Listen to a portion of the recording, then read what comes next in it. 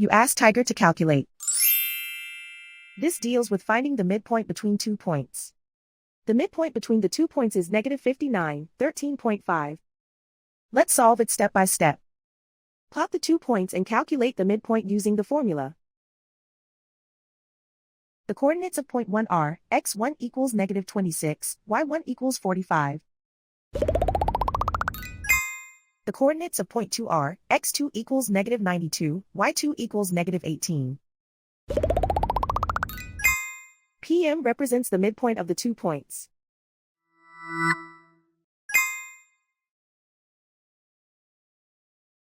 Use the x values in the midpoint formula to find the midpoints x.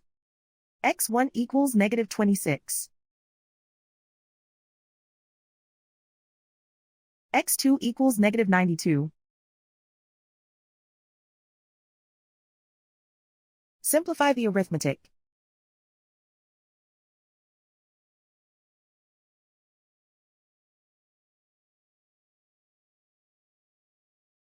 Use the y values in the midpoint formula to find the midpoints y.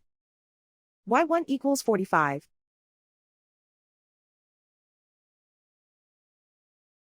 y2 equals -18. Simplify the arithmetic.